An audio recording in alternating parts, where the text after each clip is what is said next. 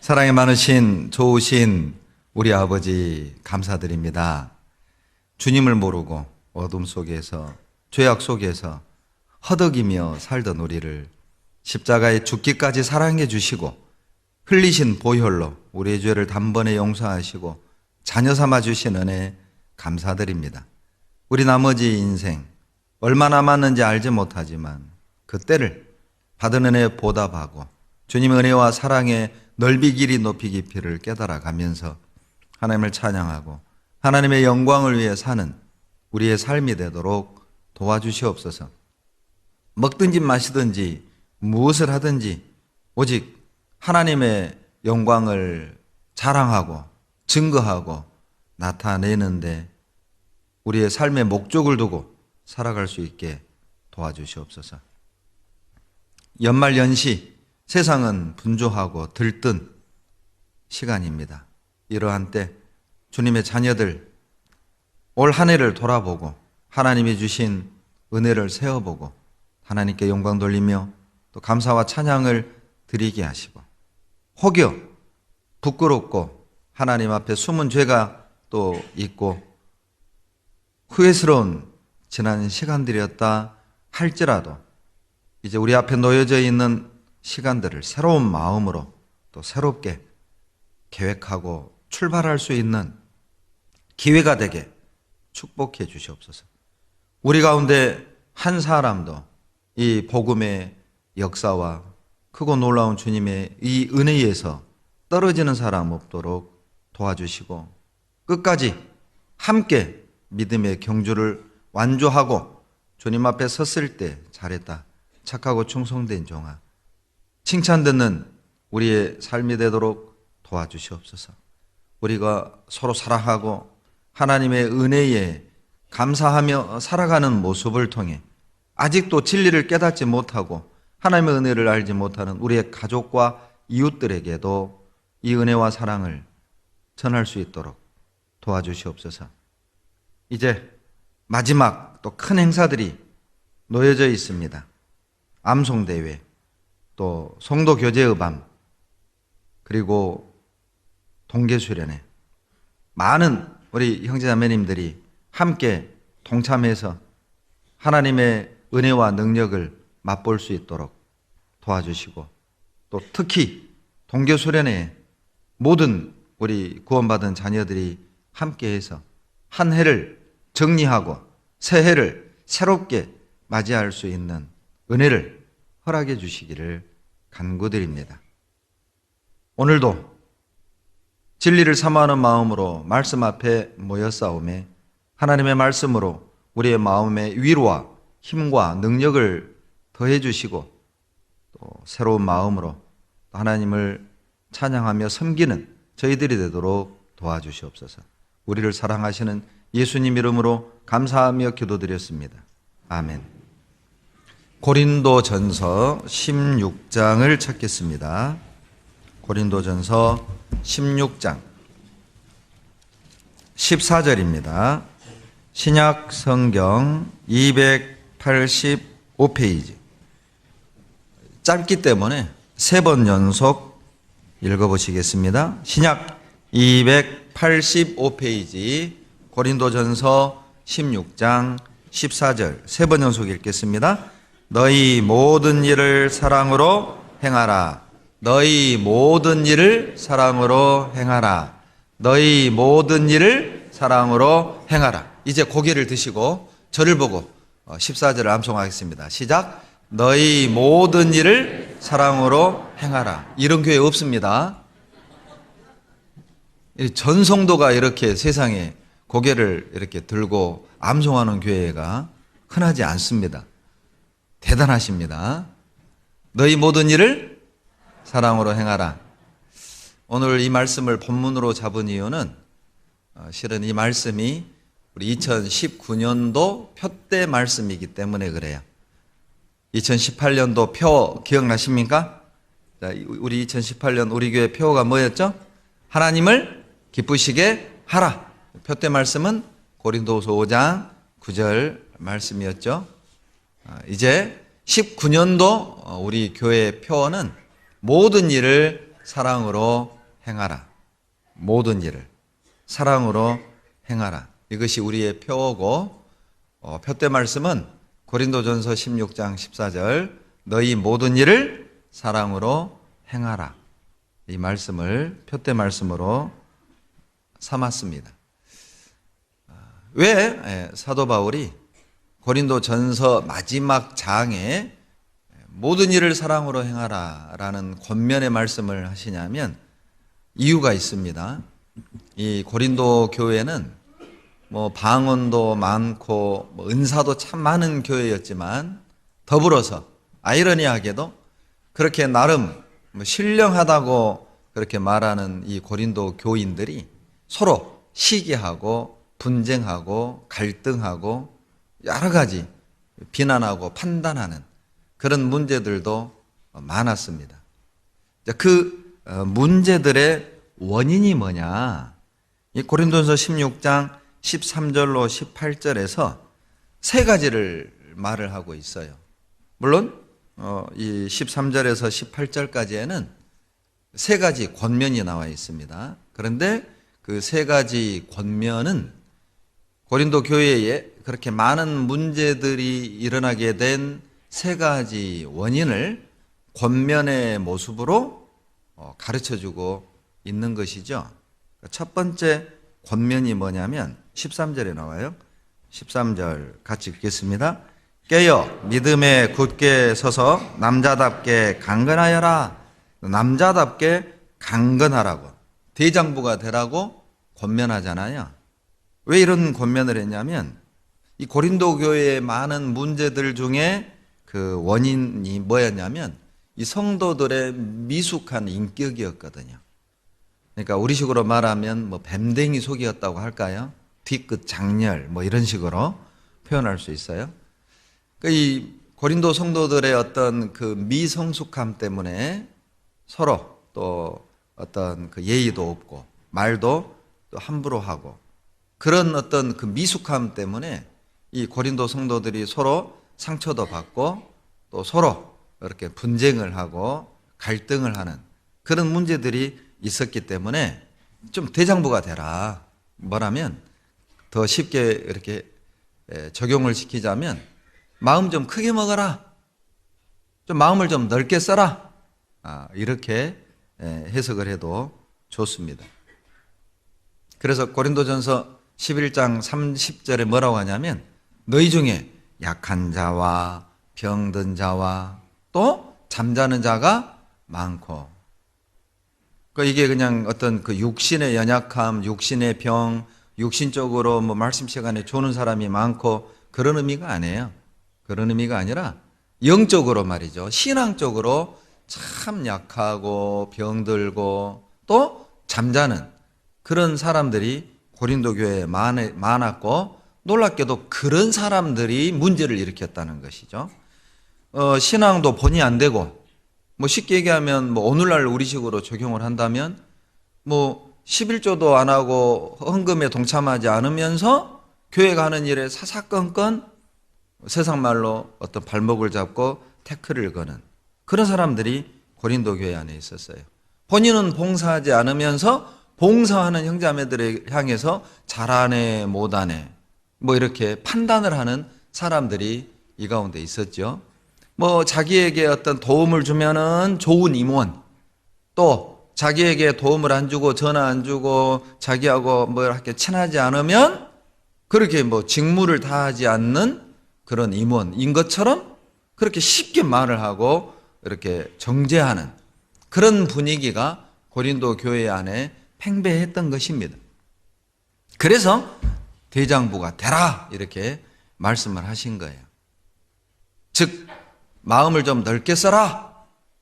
좀 그런 작은 거 가지고 왈가왈부하지 말고 별로 중요하지 않은 것 때문에 그렇게 마음 상해가지고 그렇게 신앙이 퇴보되지 않도록 좀 어지간한 건 넘어가고 좀 품고 좀 이해해주고 좀 그렇게 하면 안 되냐 이 말인 거거든요.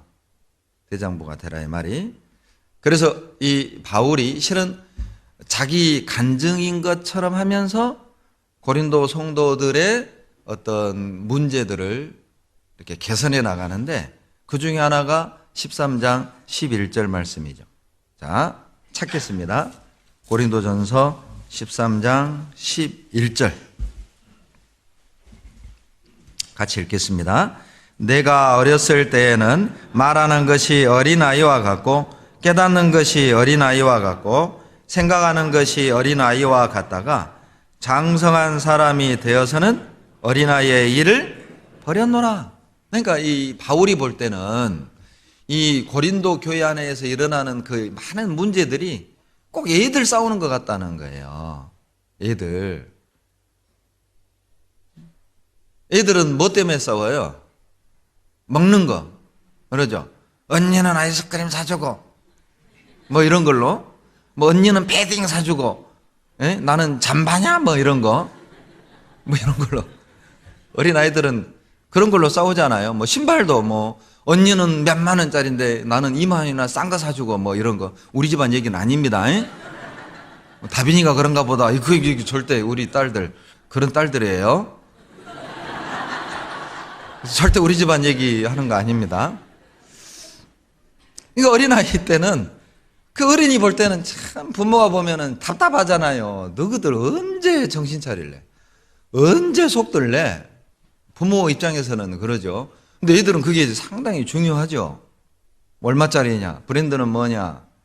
뭐 그런 걸로 이제 싸우죠. 그러니까 바울이 볼 땐 이 고린도 성도들의 모양이 꼭 그거였어요. 세상에 저런 걸로 저렇게 아웅다웅 할까? 저런 게 문제거리가 될까? 아니, 저런 걸로 이렇게 하나가 안 될 이유가 되나? 이제 그걸 우회적으로 이제 자기의 간증처럼 하는 거예요. 나도 어렸을 때는 말하는 것이 어린아이 같았고, 깨닫는 것도 어린아이와 같았고, 생각하는 것도 어린아이와 같다가 장성한 사람이 되어가지고는 어린아이의 일을 버렸다. 그러죠. 우리 애들도 그러잖아요. 이제 이제 대학생 정도 되면 아이스크림으로 싸울 일은 없죠. 이쪽은 공감을 안 하는 분위기. 대학생 정도면 이제 붕어빵을 하나 더 먹냐, 덜 먹냐, 이런 걸로 싸우지는 않죠. 어린아이의 일을 버립니다. 그러나 고린도 성도들은 그 어린아이들처럼 작은 것 때문에 시기하고 질투하고 오해하고 분쟁하고 서운해하고 거리를 두고 교제를 안 하고 마음 맞는 사람들끼리 교제하고 나는 게바파, 아볼로파, 바울파 그런 식이었다는 거예요. 자기하고 친한 사람들과 어울리고 자기 스타일에 맞는 사람하고만 가까이 하는 그 상당히 위험한 거죠. 그러니까 고린도 교회는 똑똑한 사람 많고 말 잘하는 사람 많고 신앙이 오래된 사람 많고 학벌 좋은 사람 많았지만 누가 구원받아가지고 전도가 잘 됐네 이런 내용은 실은 안 나와요. 고린도 교회, 고린도 전서를 보면 상당히 정말 하나님 입장에서 보면 슬픈 일이죠. 구원받은 주님의 자녀들이, 은혜 받은 사람들이 싸워야 될 대상과 싸우지 않고 싸워서는 안 될 대상과 싸우고 싸울 일도 아닌 걸 가지고 싸우고 진짜 싸워야 될 일 가지고는 싸우지 않고 이게 주님이 보실 땐 상당히 비극적인 모습인 거예요. 이 신앙이 성숙한 사람이냐 아니면 나는 아직 어린아이 같은 사람이냐 어떤 걸 보고 할까요? 11절이죠. 말하는 것, 깨닫는 것, 생각하는 것을 보면 나는 성숙한 신앙인가 미숙한 신앙인가 어린아이 같은 신앙인가 알 수 있어요. 자주 삐진다. 성숙한 신앙인가요? 어린아이 같은 신앙인가요? 어린아이 같은 신앙이에요. 주일날 배시 가다가 내 앞에서 밥이 끊겼다. 밥이 떨어졌다. 세상에 주방을 어떻게 하간데 우리 때는 안 그랬는데 그 계산을 그렇게 못 해가지고 밥이 떨어져? 그것 때문에 교회를 안 나온다. 이게 성숙한 건가요? 어린아이 같은 건가요? 어린아이 같은 거예요. 은장의 집회 때 세상에 마트 하는 형제님이 그 요구르트를 헌물을 해 주셨어요. 상당히 많이. 그래서 1인당 하나씩 돌아가게끔 주셨어요. 그래서 광고에서 하나씩만 가져가라고. 그런데 앞에 어른들이 2개 막 3개 막 가져가 본 거예요. 내 차례 때 요구르트가 없어. 내가 말씀 듣나 봐라. 이런 분 없었습니다만 혹여 이제 제가 그런 사례를 듭니다. 그렇다면 그건 어린아이 같은 신앙이라는 것이죠. 성숙한 신앙은 오늘 밥이 내 앞에서 떨어졌네. 오늘 교회 많이 왔나 보다. 오늘 진짜 많이 왔어요. 봐봐요. 꽉 찼어요. 잠바를 입어서 그런가? 별로 오늘은 꽉 찼어요. 신상찬 형제 옆에만 누가 안 앉고 다른 데는 다 아마 오늘 밥이 부족할 것 같은 이상입니다. 빨리 내려가서 드셔야 될 것 같아요. 그래서 성숙한 사람은 그렇게 생각한다는 거죠. 오늘 많이 왔나 보다. 정말 교회 요즘 새로 대해하는 분들이 참 많아졌지. 이렇게 이제 넘어가는 거죠. 그러니까 내가 성숙한 사람이냐, 어린아이 같은 신앙이냐는 내가 어떤 생각을 갖는지, 내가 어떻게 말하는지를 보면 알아요. 진짜 성숙한 사람은 말을 해도 상대방에게 어떤 폐가 되지 않게, 어떤 기분이 상하지 않게 말하잖아요. 근데 어린아이 같은 사람들은요, 눈치가 없어요. 어린애들은 어때요? 우리 엄마가 패딩 사줬어요? 근데 지금 앞에 있는 친구는 잠바가 찢어져가지고 솜이 이렇게 너덜너덜 나와 있는데 그 친구 앞에서 우리 엄마가 패딩 사줬다? 이게 참 애기죠, 애기. 막 뭘 자랑하고 싶고 막 티를 내고 싶고 말하는 거 보면 그 애기인지 어른인지 알 수 있어요. 생각하는 거 보면 애기인지 어른인지 알 수 있어요. 너무 생각이 좁고 편협되고 자기중심적이고 자기 마음에 맞으면 좋은 거, 자기 마음에 안 맞으면 문제 있는 거. 이거 어린아이 같은 생각이잖아요. 고린도 교회가 그랬단 말이에요. 그래서 이 바울이 내가 전에는 나도 말하는 게 어린아이 같고 깨닫는 것이 어린아이 같고 생각하는 것이 어린아이 같다가 장성한 사람이 되어서는 어린아이의 일을 버렸노라. 그건 버려져야 될 것들입니다. 버려져야 될 것들이에요. 좁은 마음, 자기 중심적인 거, 편협되고, 그리고 어떤 그런 생각들, 그건 버려져야 될 것들이죠. 우리 교회가 장성한 교회냐 미숙한 교회냐 뭘 보고 할까요? 우리 형제자매들의 모습을 통해 알 수 있겠죠. 모든 일을 사랑으로 행하는 우리의 모습들, 모든 일을 사랑으로 대하고 우리가 누구와 구역이 되든 누구와 봉사 부서가 되든 내가 어떤 부서로 배정이 되든 이게 하나님의 인도하심으로 믿고 순종하고 서로 사랑하고 최선을 다하는 그런 우리 모습을 볼 때 우리 교회가 성숙한 교회인가 미숙한 교회인가 알 수가 있어요. 점점 우리 교회는 성숙한 교회로 돼가고 있어요. 뭘 보고 하느냐? 구역을 바꿀 때 전화가 줄어들고 있다. 아직도 오기는 하지만 전화가 줄어들고 있다. 우리 교회가 성숙돼 가고 있다는 뜻이에요. 새로 이제 봉사부서가 배치가 됐는데 하나님의 뜻으로 알고 이해해 주시고 또 순종해 주시고 물론 곧바로 이해는 안 해 주셨지만은 그래도 며칠 후에라도 이해해 주시고 순종해 주시고 또 나 그 봉사 못 하겠습니다. 바꿔 주십시오.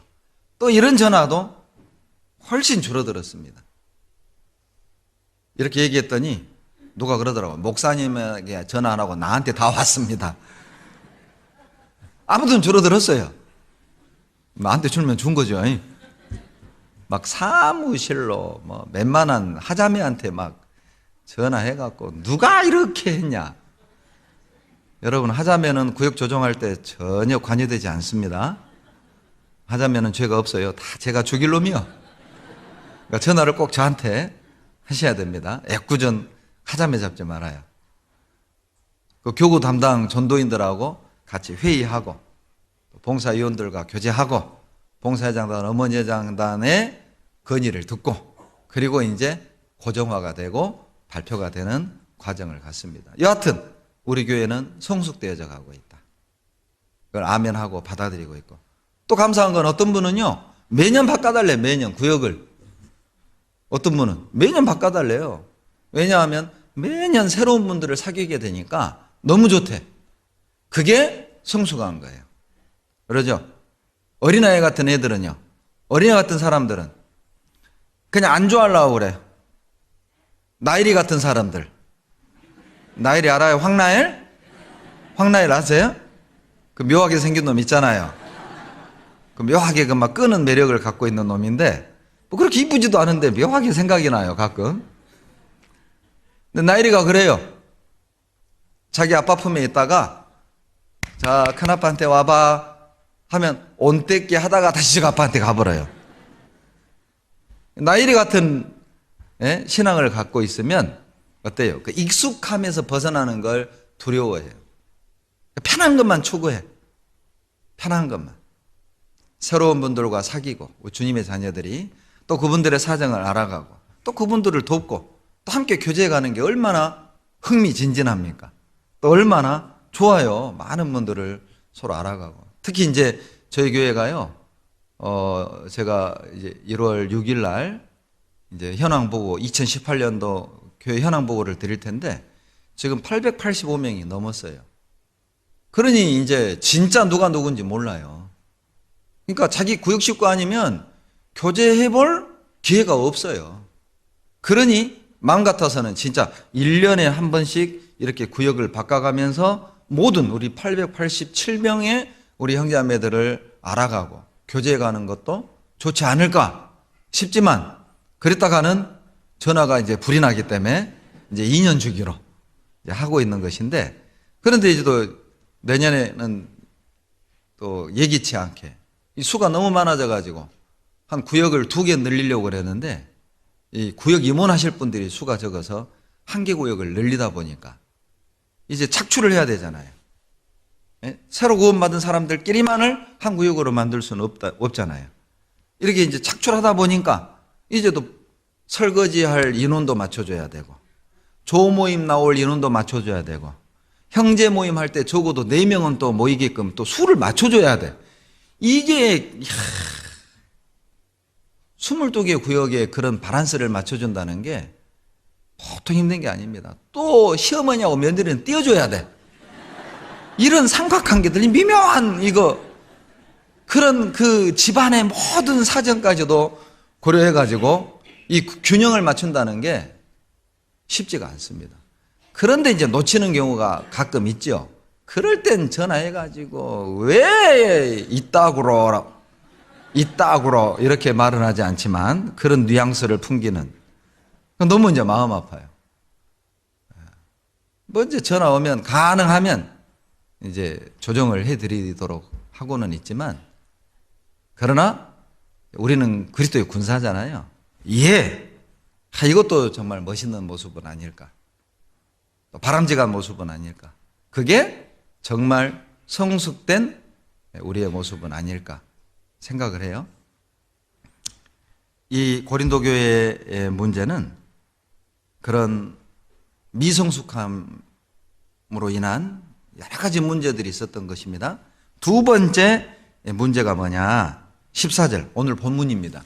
고린도전서 16장 14절 다시 한번 읽겠습니다. 너희 모든 일을 사랑으로 행하라. 사랑으로 행하라라고 권면하는 이유가 뭘까요? 사랑으로 행하지 않았기 때문에 여러 가지 문제가 나타났다는 의미를 품고 있어요. 그러니까 교회의 어떤 유익, 구역의 유익, 나의 봉사 부서의 어떤 유익보다는 자기 유익, 자기 기분, 자기 감정에 따라서 말하고 행동하고 봉사하는 것. 그 얼마나 교회 그 구역이나 그 봉사 부서가 불안하겠어요. 이제 그런 분이 계시면 항상 그런 분 표정을 살펴요. 인도하는 사람들은. 저분이 오늘 맑음인지 흐림인지, 흐림이면 일찍 끝내야 되고 맑음이면 정상적으로 끝내고, 조금만 교제가 길어지면 난리 나분 게 이제 그런 이제 막 눈치를 보고 일꾼들이 일을 해야 되는 상황이 발생이 되는 거예요. 왜? 사랑으로 행하지 않고 교회의 유익이나 구역의 유익이나 형제자매들의 유익보다는 자기 기분이나 자기 감정 할 말 다 하고 할 말 다 내뱉고 기분 나쁘면 안 하고 기분 좋으면 나오고, 그런 모습이 고린도 교회 안에 있었던 거예요. 그래서 고린도전서 10장 24절에 보면 누구든지 자기 유익을 구치 말고 남의 유익을 구하라, 이런 말씀이 있는 이유입니다. 그래서 모든 일을 사랑으로 행하라라고 권면하신 거예요. 세 번째 고린도 교회의 문제가 15절에 나오는데 16절부터 제가 읽겠습니다. 이 같은 자들과 또 함께 일하며 수고하는 모든 자에게 복종하라. 이게 뭐냐면 교회 내에 봉사하는 자들을 대하는 자세에 대해서 권면하고 있는 거예요. 구역장이든 또 뭐 본인이 원하지 않은 상태에서 실은 우리는 직분이 주어지잖아요. 그러죠? 뭐 나 구역장 시켜주세요, 조장 시켜주세요. 실은 그런 분이 우리 교회에는 없어요. 그냥 명을 하면 주님의 명령으로 알고 순종을 하는 분들이거든요. 막 선택하셔요 하면 다 안 한다고 하죠. 하나님의 일이 두렵잖아요. 주님의 일이 두려운 일이기 때문에. 동네 이장 같으면야 뭐 문제가 덜하지만은 주님의 일은 실은 하나님 앞에 가서 평가를 받잖아요. 그래서 많이 선생되지 말라고도 하시고. 그런데 이제 그 일하는 사람들을 대할 때 잘한다, 못한다. 작년에 구역장은 이랬는데 올해 구역장은 좀 시원찮다. 작년 조장은 차로 막 마당까지 들어와서 나를 모시고 왔는데 이번 조장은 전화해가지고 걸어오라게 해본다. 뭐 완전히 이건 아닌 것 같다. 그런 이제 문제들이 고린도 교회 안에도 있었던 것 같아요. 그래서 뭐라고 얘기하냐면 16절에 이 같은 자들이 누구냐? 교회의 일꾼들, 지도자들, 뭐 임원들 이렇게 생각해도 되고요. 전도자들 뭐 이렇게 생각하셔도 되고, 구역장, 각 모임의 장들 그렇게 생각하셔도 됩니다. 수고하는 모든 자에게 복종하라. 이 말은 꼭 복종하라는 말을 들으면 이게 좀 불편하게 느끼는 분도 있는데 협력하라 이렇게 이해하셔도 돼요. 좀 도와줘라. 좀 도와주면 안 되냐? 이런 뜻이에요. 꼭 그렇게 해야 되냐? 좀 일하는 사람들 재밌게 일하게 좀 도와줘라. 구역장 좀 조장 좀 즐겁게 일하도록 좀 모임 좀 나가주고, 좀 봉사하자고 좀 연락 오면 흔쾌히 좀 이해해주고, 좀 도와줘라. 교자 인도하는 게 좀 미숙해도 잘하네 못하네 좀 그런 말 좀 하지 말고 기도해주고 좀 도와줘라.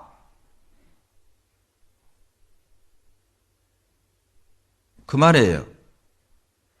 고린도 교회가 그랬다고요. 심각해지지 마세요. 제가 지금 고린도 교회 얘기하고 있는 겁니다. 고린도 교회가. 그래서 이 세 가지 권면을 하면서 그들의 세 가지 문제에 대해서 실은 책망하고 교훈하고 있는 것입니다. 그 중에 오늘은 14절 한 가지만을 살펴보겠습니다. 교회와 개인을 성숙하게 하는 방법. 그게 뭐냐면 모든 일을 사랑으로 행하는 것입니다. 아까 제가 세 가지 고린도 교회 문제 얘기했잖아요. 미숙함, 사랑으로 행하지 않는 것, 그리고 일꾼들을 판단하는 것. 자, 이 모든 것을 극복하고 이 모든 것을 해결하는 유일한 한 가지 방법이 있다면 그것은 모든 것을 사랑으로 행하는 것입니다. 우리가 모든 일을 사랑으로 행한다면 여러분 일꾼을 판단하겠습니까? 우리가 모든 것을 사랑으로 행한다면 우리가 어린아이들처럼 시기 질투하고 갈등하고 자기하고 맘 맞는 사람하고만 놀고 그렇게 하겠어요? 모든 게 해결되는 거예요. 모든 문제가 극복이 되는 것이죠. 모든 일을 사랑으로 행하라. 누가 그러더라고요. 태어나서 죽을 때까지 사람들은 일을 한다. 모든 것이 일이다. 모든 게 일이죠. 그러죠? 다 일입니다. 아침에 눈을 뜰 때부터 우리는 일을 하고 눈 감을 때까지 우리는 일을 하죠. 대한민국 남자들이 제일 잘하는 게 한 가지 있대요.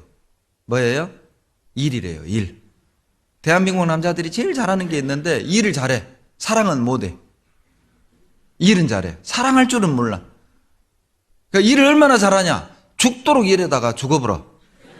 돌연사 뭐 이런 거 있잖아요. 뭐 심장마비 이런 거. 예. 얼마나 일을 잘하든지 막 죽도록 일하다가 죽어버려요. 혈관이 터져서 죽고 막. 우리 그리스도인들도 일을 참 많이 하죠.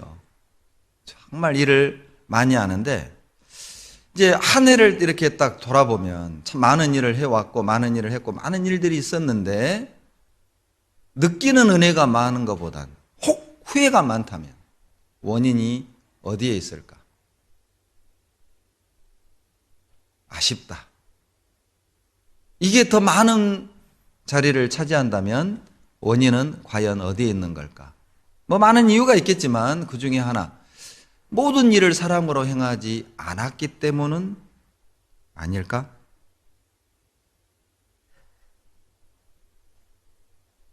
우리 그리스도인들이 일은 참 잘하죠. 근데 일은 참 많이 하는데 일한 뒤에 은혜도 안 되고 어떤 후회만 막급하다면 일은 잘하지만 일하는 방법을 모르고 있는 것일 수 있어요. 일은 참 잘하는데 일을 하는 방법을 모르는 것이죠. 일하는 방법이 14절에 나와 있어요. 모든 일을 무엇으로 행하라? 이게 일하는 방법입니다. 이렇게 일을 하면 일을 해놓고도 아마 후회보다는 은혜가 더 많이 자리를 차지하지 않겠습니까? 서운함보다는 마음의 어떤 흡족함이 더 많은 자리를 품지 않을까요? 이것이 우리가 일을 하는 방법입니다. 모든 일을 사랑으로 행하라. 물론 이 말씀의 또 다른 의미는, 모든 일을 사랑으로 행하라는 또 하나의 의미는 우리가 일을 할 때 원동력이 사랑해야 한다는 것이죠. 가정일을 하든 공부를 하든 직장생활을 하든 무엇을 하든 우리가 그 일을 할 때의 원동력은 사랑이어야 합니다. 그래야만 문제가 없어요. 고린도 교회처럼. 모든 일의 원동력이 내가 주님을 사랑하기 때문에 내가 그 주님의 사랑을 증거하고 나타내기 위해서 학생은 공부를 하고 직장인은 직장생활을 하고 사업하는 사람은 사업을 하고 가정주부는 가정을 돌보고 가족을 섬기고 주님을 사랑해서 그 주님의 사랑을 이루고 주님의 사랑을 증거하고 주님의 사랑을 나타내기 위해서 우리가 모든 일을 한다면 여러분 머리에 그림이 그려지시죠? 그런 교회, 그런 가정 행복할 수밖에 없죠. 사랑으로 행하지 않는다면 일하면서도 아마 쉽게 상처받고 쉽게 포기할 것입니다. 그래서 아마 주님이 사랑으로 행하라. 만약 우리가 모든 일을 사랑으로 행하지 않는다면 일하다가 힘들면 포기하고 도망가 버려요. 그래서 모든 일을 사랑으로 행하라고 하신 건 아닐까요? 우리가 사랑으로 행하지 않는다면 자기 생각이 안 맞을 때 불평하고 판단하고 내 방식이 아닐 땐 협력하지 않는 그런 모습이 나타나기 때문에 모든 일을 사랑으로 행하라고 하지 않으셨을까요? 사랑으로 행하지 않는다면 자기가 하고 싶을 땐 하고 하기 싫으면 안 하고 오고 싶으면 오고 싫으면 말고 그런 모습으로 신앙생활을 하기 때문에 모든 일을 사랑으로 행하라고 하진 않았을까요? 그렇다면 우리가 주님의 일을 할 때, 이 세상에 사는 동안 우리는 무슨 일이든 하고 살아야 하는데 그 모든 일의 원동력은 사랑이어야 하고, 주님의 일을 할 때 가장 필요한 것 또한 사랑이어야 합니다.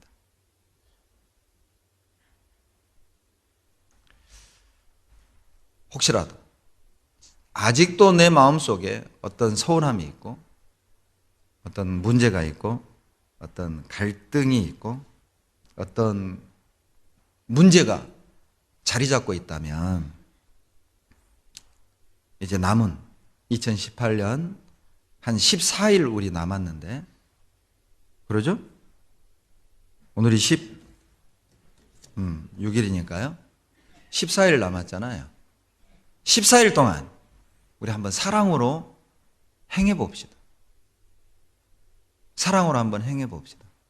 그리고 2019년 1월 1일을 이제 본격적으로 우리 한번 사랑해 봅시다. 그리고 그 사랑을 가지고 한번 멋지게 우리 주님 일을 한번 해 봅시다. 모든 일을 사랑으로 행하라는 이 말씀에 이번에 본문으로 말씀을 준비하면서 정말 이런 뜻도 있구나 새삼 느낀 게 뭐냐면, 평상시 우리가 매일매일의 생활 속에서, 삶 속에서 학생이 공부를 할 때, 직장인이 일을 할 때, 주부가 가정생활을 할 때 어쩔 수 없이 하는 게 아니라, 하기 싫은데 그냥 하는 게 아니라,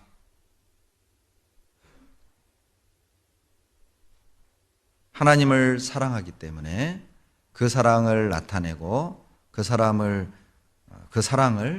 증거하기 위해서 우리가 공부를 하고 직장 생활을 하고 가정 생활을 한다면 하나님께 참으로 영광이 되겠다. 새삼, 그러니까 저는 모든 일을 사랑으로 행하라, 이것을 실은 교회 안에서 뭐 봉사할 때, 형제자매 대할 때 사랑해라, 이 정도 수준으로만 저는 늘 마음에 와닿았는데, 이번에 말씀을 준비할 때 내가 살아가는 모든 동기가 사랑이어야 하는 거구나. 공부도 사랑으로 하는 것이고, 직장생활도 사랑으로 하는 것이고, 가정생활도 사랑이어야 하는 것이구나. 여러분 어때요? 자식들 대할 때 사랑으로 대하세요? 남편 대할 때 어때요? 사랑으로 대하세요? 그냥 웃지요? 불편한 진실을 계속 건들고 있어요, 제가. 여러분 정말 직장생활 사랑으로 하고 있습니까? 아마 즐겁지 않고 내 삶이 우울하고 어떤 활력이 없다면 아마 그 동기가 잘못된 건 아닐까. 내가 사랑으로 행하고 있지 않기 때문은 아닐까. 한번 돌아볼 필요도 있을 것 같아요. 여러분, 우리가 모든 일을 사랑으로 행할 때 어떤 걸 경험하게 될 거냐면, 하나님이 나타나는 걸 경험하게 될 거예요. 졸면 안 나타납니다. 졸면 안 나타나고요. 모든 일을 사랑으로 행할 때 하나님이 나타날 거예요. 하나님이 나타난다는 건 뭐냐면, 내가 하나님을 느껴요. 야, 이거 하나님이 해주셨다. 이거 진짜 하나님이 도와주시네? 하나님이 함께 하시네? 이걸 느껴요. 스스로가. 사랑으로 행할 때. 요한복음 14장 21절 보시죠. 요한복음 14장 21절.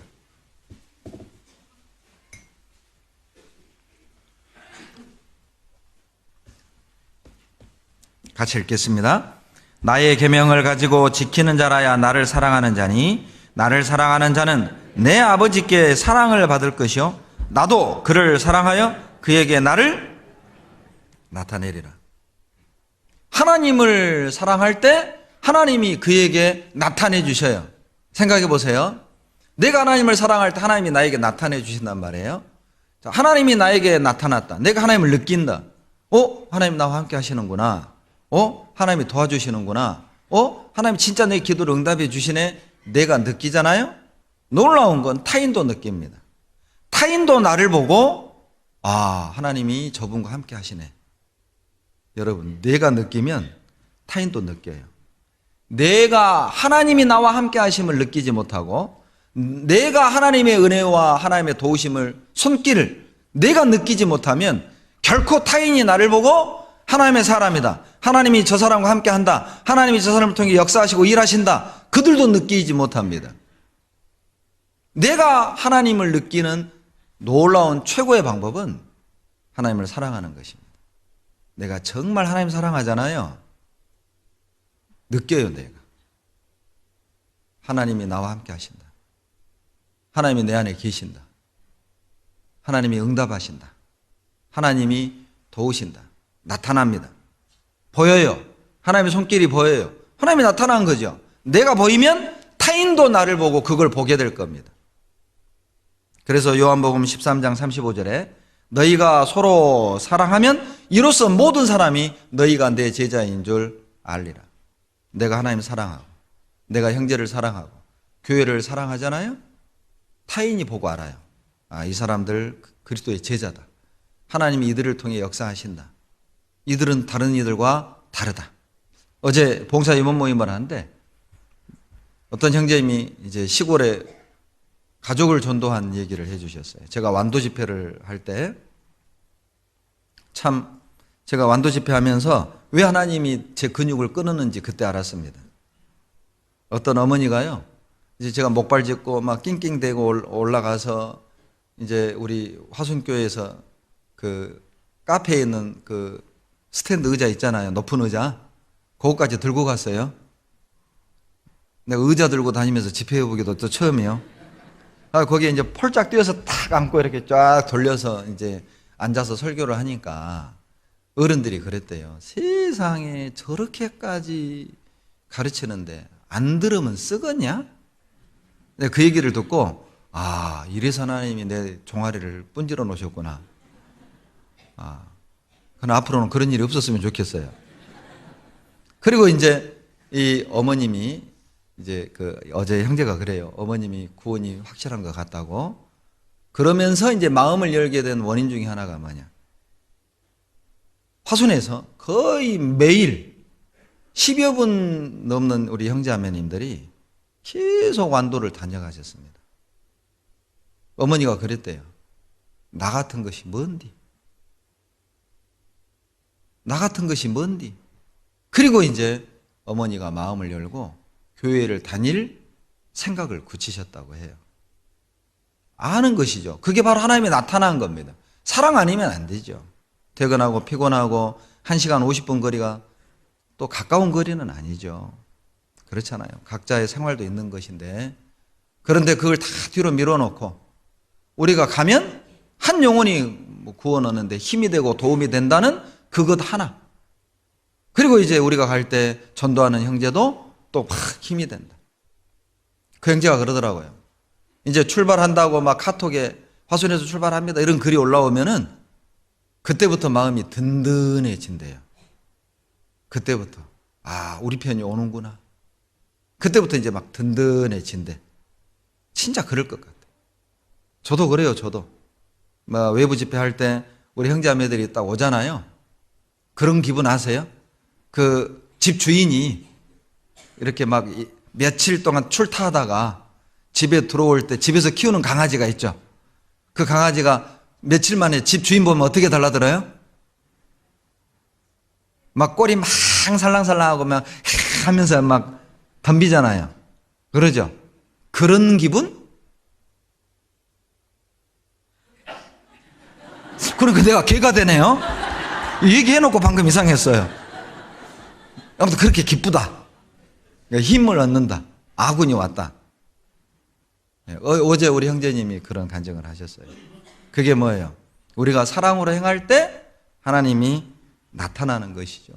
실은 우리 그 형제 중 한 분도 여수 집회할 때 구역 식구들이 또 매일 그것 때문에 마음을 열고 구원을 받았잖아요. 그리고 막 일꾼 되고 싶다고. 그리고 이제 직장 동료를 전도하고. 하나님이 나타난 것이죠. 그래서 모든 일을 사랑으로 행하라. 어떤 분이 이런 멋진 표현을 하시더라고요. 성도는 이해의 대상이 아니다. 성도는 사랑의 대상이다. 참 이해 안 되는 분 많잖아요. 여러분 옆에 봐봐요. 이해되게 생겼어요? 한번 봐봐요. 이해돼? 이해되세요? 여러분 이해돼요? 어쩌면 사람이 이래? 그러죠? 여러분 남편 이해돼요? 여러분 아내는 또 이해되던가요? 여러분 자식은 이해가 돼요? 어떻게 저렇게 사냐?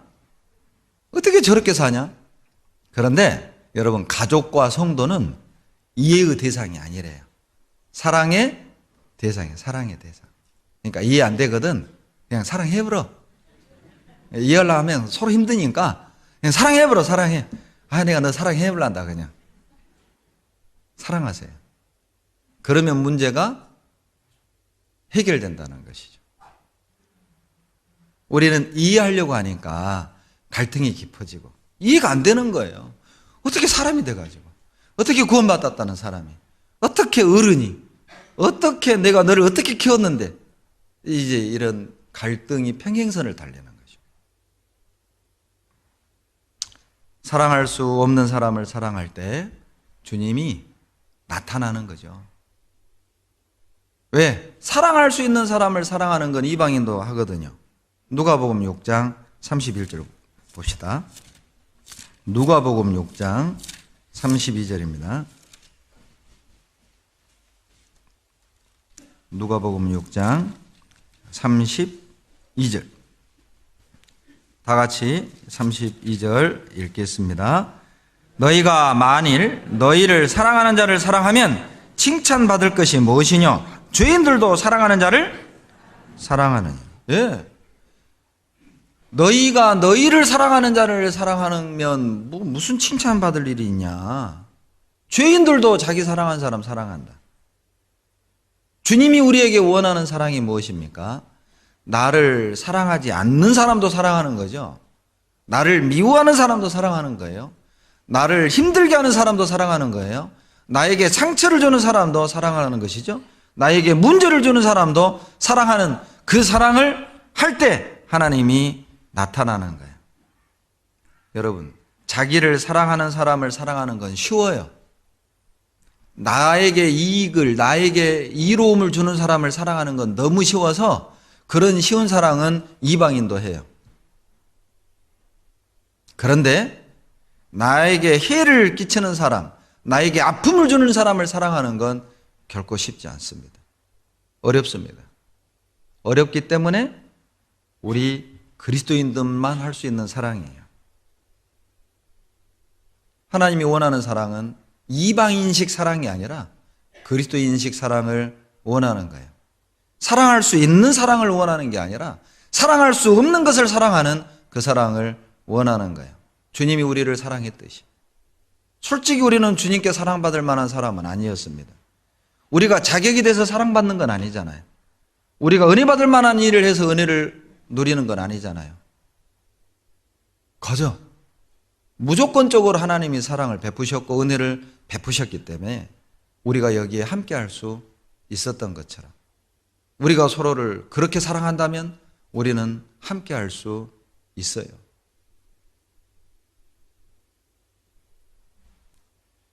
마태복음 5장 46절을 찾겠습니다.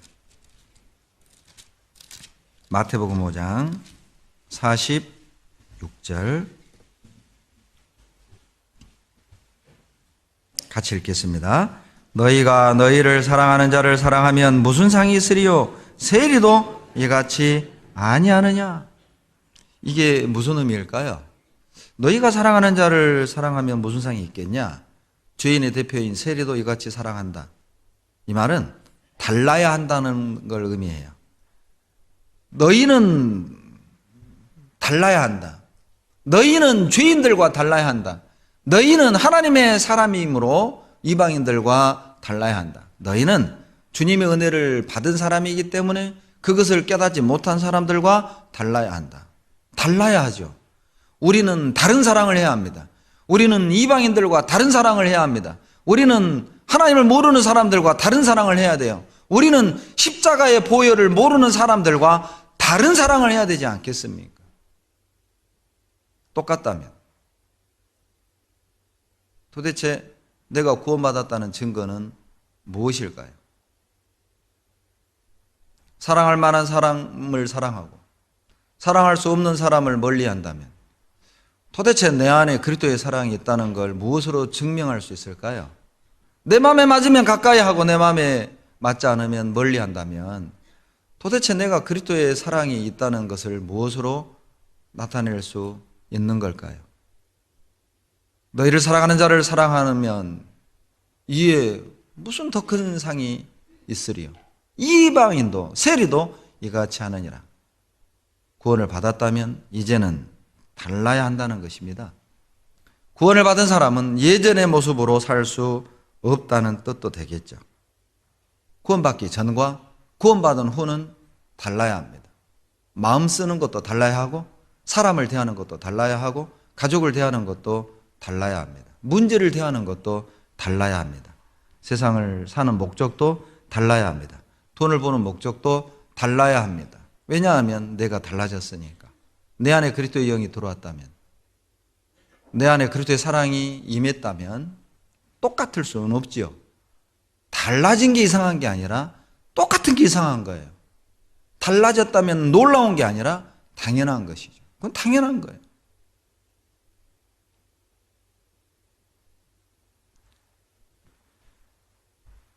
(47절로 48절을) 같이 읽겠습니다. 마태복음 5장 47절로 48절 같이 읽겠습니다. 또 너희가 너희 형제에게만 무난하면 남보다 더하는 것이 무엇이냐? 이방인들도 이같이 아니하느냐? 그러므로 하늘에 계신 너희 아버지의 온전하신 같이 너희도 온전하라. 너희가 너희 형제에게만 무난하면 남보다 더하는 것이 무엇이냐? 이방인들도 이같이 한다. 무슨 말인지 아시겠죠? 마음에 맞는 사람과만 교제하고 마음에 맞는 사람만 봉사하고 마음에 맞는 사람끼리만 어울린다면 이방인도 그렇게 해요.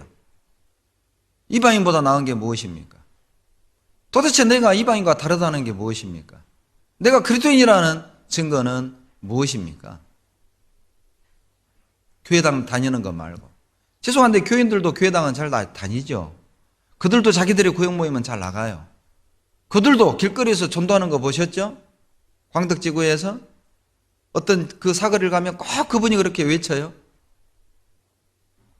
나도 가끔 우리 식구들 중에 이런 사람 좀 있었으면 좋겠다는 생각이 들 지경이에요. 이방인들도 교회 잘 나가고 구역 모임 잘 나가고 그렇게 전도도 잘하고 봉사도 잘합니다.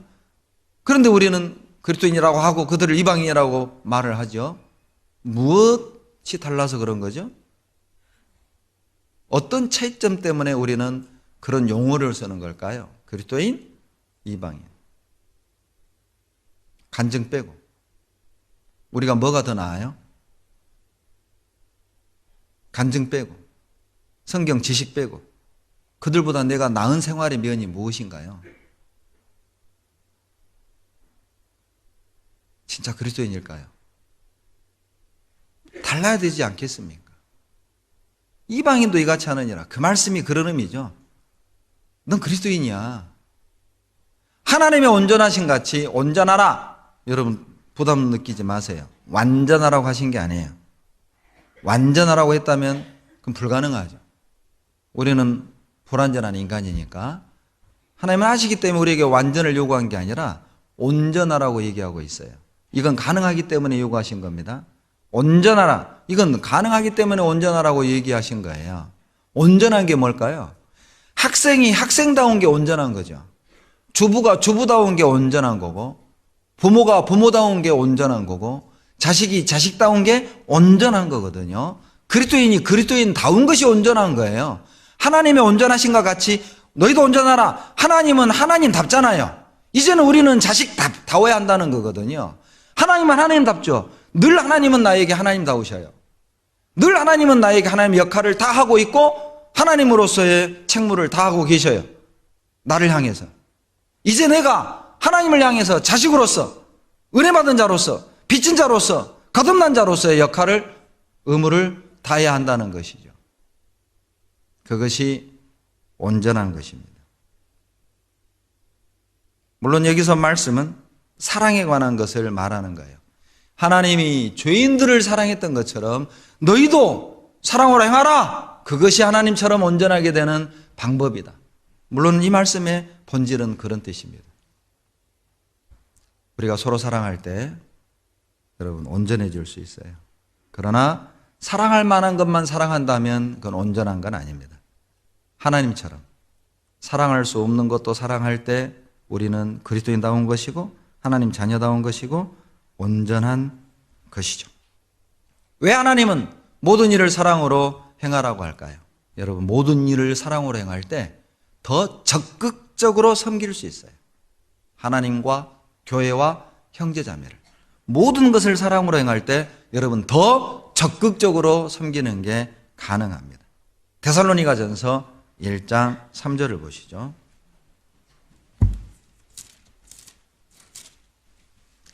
데살로니가전서 1장 3절 같이 읽겠습니다. 너희의 믿음의 역사와 사랑의 수고와 우리 주 예수 그리스도에 대한 소망의 인내를 우리 하나님 아버지 앞에서 쉬지 않고 기억하매니. 믿음의 역사, 사랑의 수고, 소망의 인내. 무슨 뜻이죠?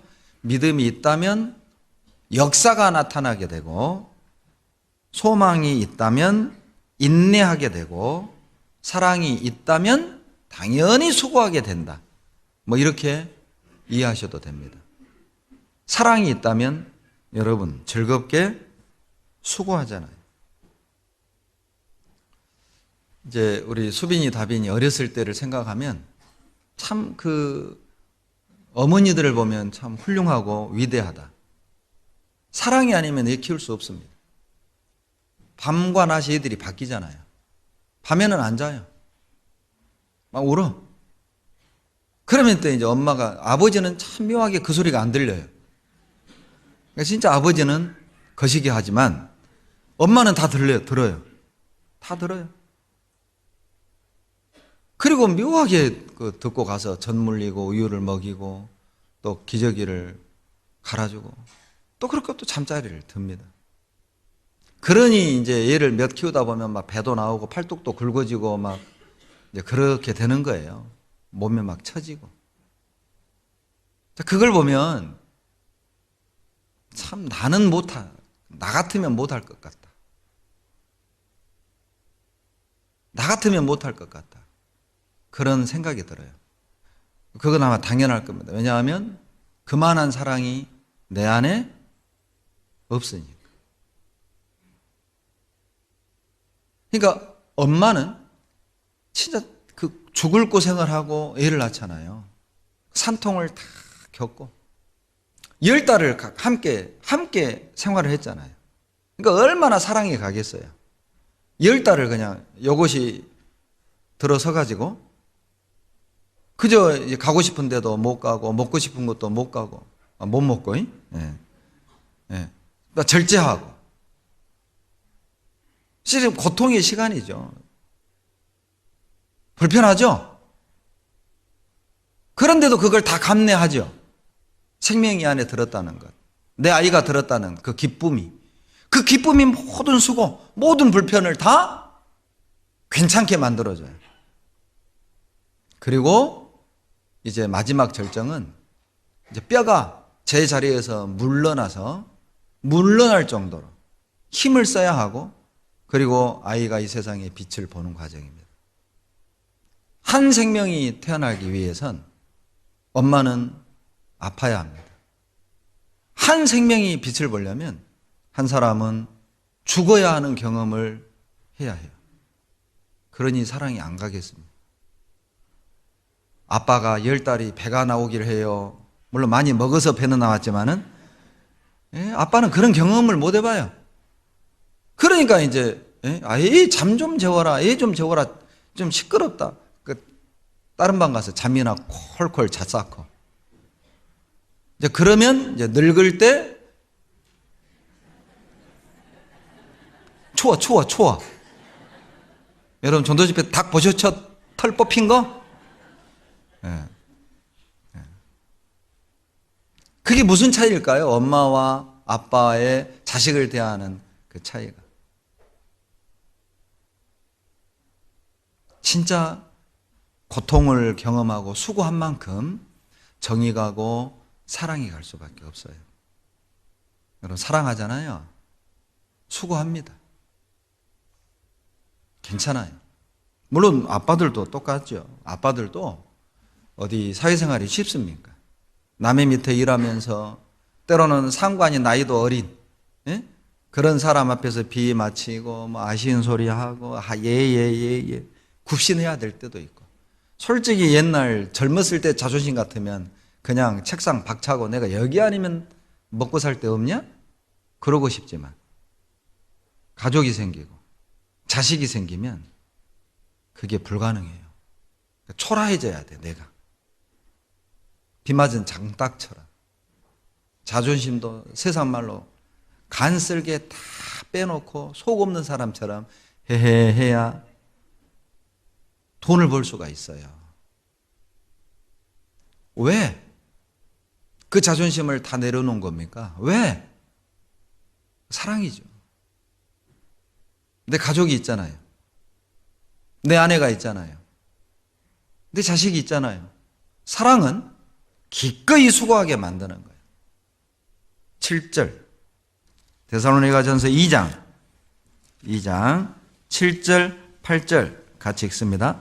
오직 우리가 너희 가운데서 유순한 자 되어 유모가 자기 자녀를 기름과 같이 하였으니 우리가 이같이 너희를 사모하여 하나님의 복음으로만 아니라 우리 목숨까지 너희에게 주기를 즐겨함은 너희가 우리의 사랑하는 자 됨이니라. 유모라는 건 그냥 뭐 집에서 이렇게 월급 받고 일하는 그런 유모가 아니라 젖먹이 엄마란 뜻이에요. 젖먹이를 키우는 엄마, 그런 뜻입니다. 자기 자식을 얼마나 사랑합니까?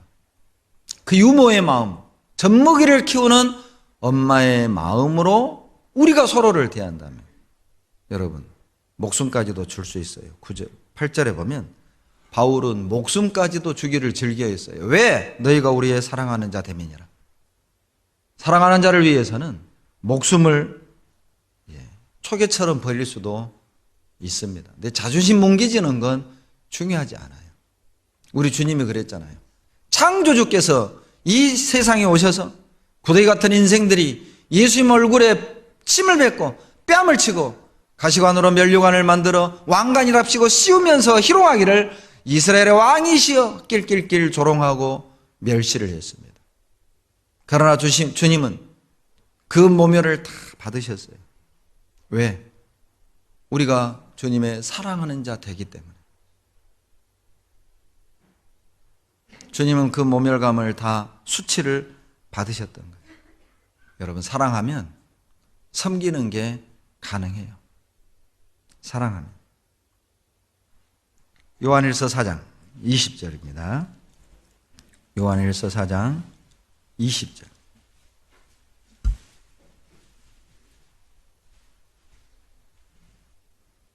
(20절로) 21절 같이 읽겠습니다. 누구든지 하나님을 사랑하노라 하고 그 형제를 미워하면 이는 거짓말하는 자니 보는 바 그 형제를 사랑치 아니하는 자가 보지 못하는 바 하나님을 사랑할 수가 없느니라.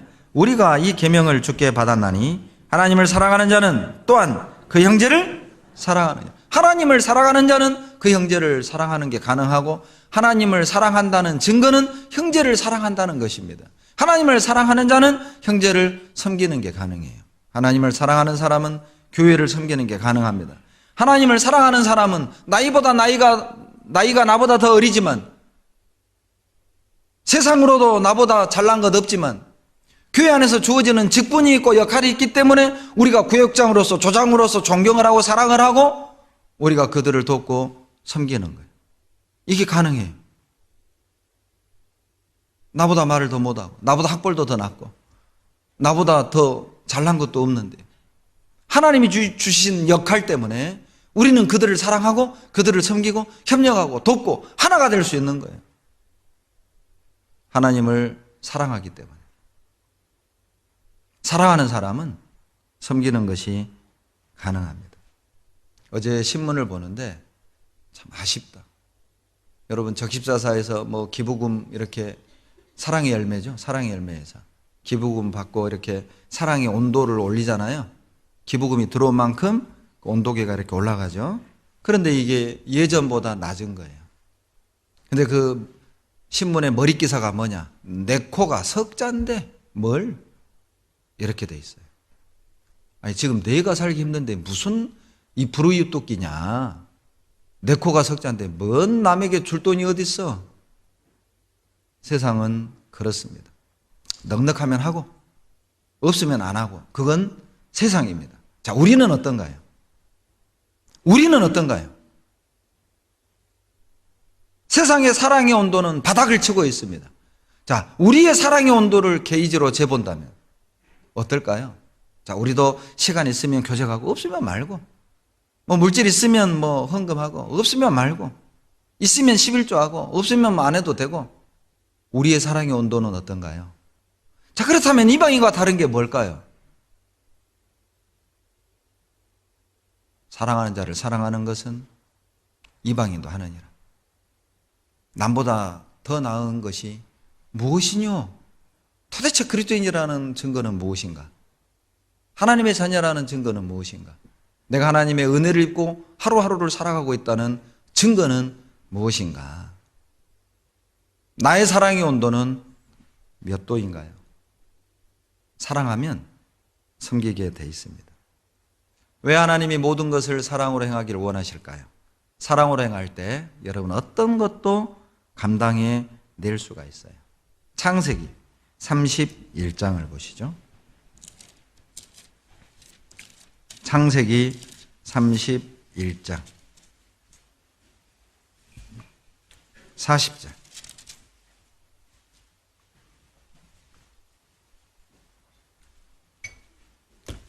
40절 41절 제가 읽어드릴게요. 내가 이와 같이 낮에는 더위를 무릅쓰고 밤에는 추위를 당하며 눈 붙일 겨를도 없이 지내었나이다.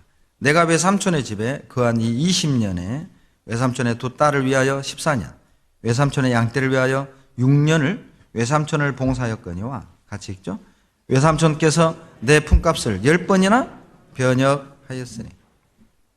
40절과 41절을 보면 외삼촌 집에서 일을 했던 이 야곱은 정당한 대우를 받지 못했음을 알 수 있어요. 부당한 대우를 받았다는 것이죠. 일해놓고 정당한 품삯을 받지 못했고 일하는 환경도 아주 열악했던 것입니다.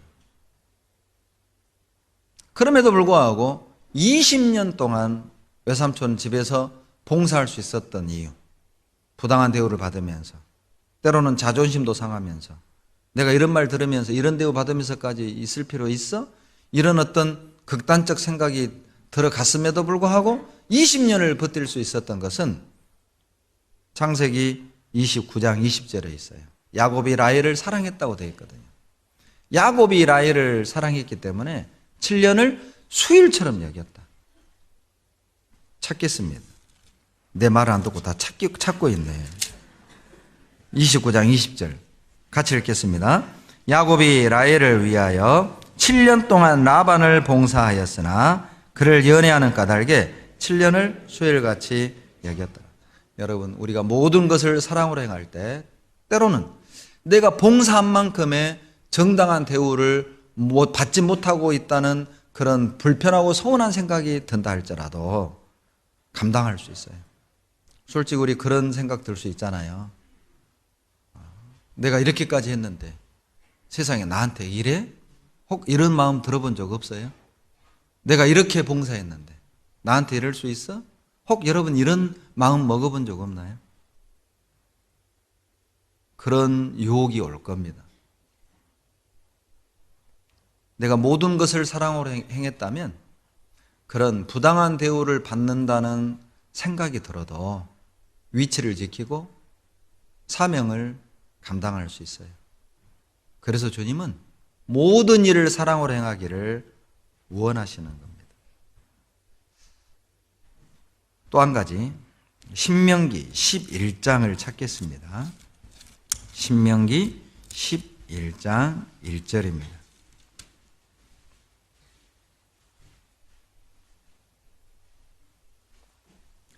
(11장 1절) 같이 읽겠습니다. 그런즉 내 하나님 여호와를 사랑하여 그 직임과 법도와 규례와 명령을 항상 지키니라. 자, 우리가 사랑으로 모든 것을 행할 때 여러분 우리의 직분을 지킬 수 있고 또 꼭 이 직분을 여러분 교회 안에서의 직분만으로 생각하지 마시고 가정에서도 주어지는 역할이라는 게 있잖아요. 아빠로서, 엄마로서, 아들로서, 딸로서 그 역할이라는 게 있죠. 그것도 여러분 지킬 수 있어요. 죄송한데 이 사랑이 없으면 아빠의 역할을 다하지 않습니다. 엄마의 역할을 다하지 않습니다. 제가 금요일 날 저녁 직장인 선교부 설교를 준비하면서 그 설교 내용 중에 이제 감사하는 부분이 들어 있었어요. 집에 가서 저녁을 먹으면서 다빈이 둘째에게 물었어요. 다빈아, 너는 요즘 하나님께 뭘 감사하니? 다빈이의 대답입니다. 구원받은 가정, 구원받은 부모를 주신 것이 감사해요. 왜 그게 감사하냐? 자기도 최근에 알았대요. 친구들 얘기를 듣는데 이 아빠가, 부모가 화가 나면 야구 몽둥이로 때리고 의자로 때리고 그리고 주먹으로 머리를 막 때린다는 거예요. 그리고 나가 죽어버려라. 이게 제가 상당히 지금 그 고급스러운 단어를 썼어요. 나가서 죽어버려라. 우리의 실생활 용어로 바꾸겠습니다. 나가서 뒤져버려라. 저도 정말 그 얘기를 듣고 마음이 아팠어요. 그러면서 우리 다빈이가 뭐라고 하냐면 아빠, 폭력적인 아이가 있다면 그건 폭력적인 부모, 집안 분위기에 의해 만들어진 거라고 생각을 해요. 그건 직무유기입니다.